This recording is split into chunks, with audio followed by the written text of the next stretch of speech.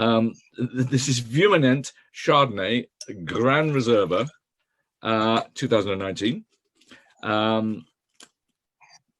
And I must admit, here we are again in a really tremendous glass of wine, because Viu Manent is a fantastic operation. It's in Chile, but it is famous above all for one particular style of wine, and that's big, powerful reds, especially from Malbec. Yeah, Malbec in Chile. They've got vines there which are well over 100 years old. And of course, Viu Manent is in Colchagua, an area of Chile that is known above all for one style of wine: big, powerful, ripe reds, often with a gentle, warming texture, but very, very red. And our Viu Manent is white. Well, Colchagua's reputation has largely been built around the vineyards of Apalta, Santa Cruz, and Cunaco. Now, these range from fairly warm to positively boiling. The soils range from virtually pure rock on parts of Apalta through to rich, fertile valley floors where the water table is only sometimes a meter deep. I've actually stood in those vineyards with some of the locals, and they picked up crayfish from the vineyards. I mean, that might be all right for big volume reds, but it is not okay for fresh, incisive whites. So when a new generation took over Viu Manent at the beginning of the century, they realized that just staying in the warm center of Colchagua wasn't an option. So first they planted new vineyards out west at Peralillo. Now, the grapes there ripened a week later than Cunaco. That's good, but Viu Manent knew that they needed somewhere the grapes would ripen a month later. They had to go to the coast, to Litueche, right up towards the Rappel River as it sweeps down from Lake Rappel to the sea, to vines that are up to 330 meters high on granitic gravel soils, sharing the barren land with wind farms and very little else. Ah, wind. Chile. Well, many of you will know Chile's 2,670 miles long. It's 110 miles wide at its widest, and it goes from the Atacama Desert in the north, which is the driest place on Earth.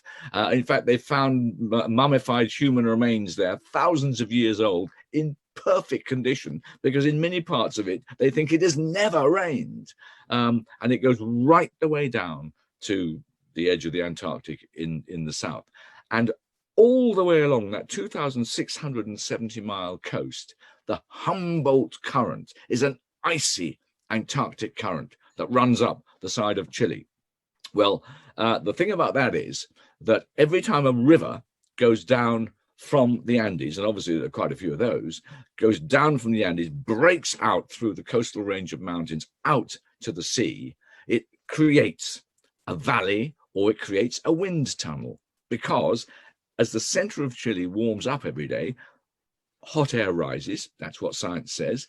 Nature abhors a vacuum. That's what science says. So as the hot air rises up there, the air has to be replaced. But you can't replace it from the Andes. There's 30,000 feet of Andes up there.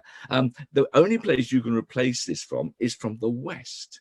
And that means that every one of these river valleys becomes a wind tunnel, because the air from the sea is sucked into the center of Chile to actually take the place of the hot air that's risen up there. Well, just off the Chilean coast, as I said, is the Humboldt Current. It's icy, icy cold. I honestly, I've been swimming in Viña del Mar. I've done it once. Even I, and I'm a brave swimmer, won't be doing it again. It is icy cold, which means that all the air that is sitting on the top of the sea is icy cold. So that means that every day when it is dragged inland by the vacuum created inland up these river valleys, it's icy cold, and the warmer it gets inland, the colder and the harsher the wind gets. And in an area here at Litueche, we're in an area that might get 320 days sun a year. And so this mix of wind and, by way of sea fog, in the mornings and sometimes in the evenings too, this keeps the average day time summer temperature to just 25 degrees centigrade. Now we get that in England. So that is right the way down the coast. This is going to be the secret of the new Chile. Also going up the Andes, by the way, but that's another, well, this isn't the one we've got, but there's a fantastic move to the coast now in Chile, and it's producing thrilling wines right from the Atacama Desert to 12, 14, 1,500 miles down further south. And I think this is absolutely smashing. It's whole bunch pressed. It's they use 40% of old French barrels to barrel ferment it, and then they've left it for not very long, 6 months, something like that. 60% of it has been in stainless steel, and then that's been aged in stainless steel again for about 6 months. They do stirring on it.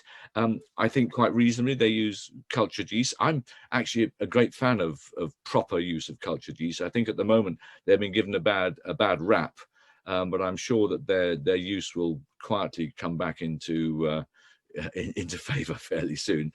So again, I think this is saline. I think it's waxy. I think the acid is quite strong, but again, it's this lovely mixture of apple and peach and hazelnut toast. It feels to me maritime. It's almost got toasted toast crust as well. It's just a great example of why Chile makes, to me, some of the world's best and most affordable Chardonnays. So, Kate, give us the commercial on this.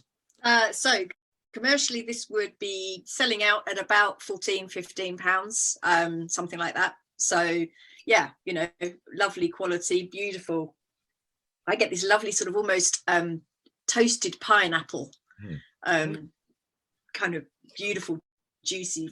Yeah, toasted pineapple, good tasting, madam. Yes, that's absolutely right, because that gives you that slightly burnt but sweet, yes, very slightly caramelized thing, and on a fruit, because I sometimes talk about rice pudding and the edge of rice pudding, or burnt jam on my mum's jam tarts, those sorts of things. That kind of burnt, which of course it's not pejorative, it's delicious. Delicious, yeah. But roasted pineapple, toasted roasted pineapple, good tasting, yeah. And because those caramelly things, those slightly burnt things are a joy. They're an absolute joy. Baked isn't, you know, great big beefy overcooked baked exhausted lumps of X fruit are not enjoyable at all. But no one ever told me that rice pudding was better for not having a bit of burnt on it. It's always better for having a bit of burnt on it. Are the best bits. Who eats rice pudding nowadays? Right.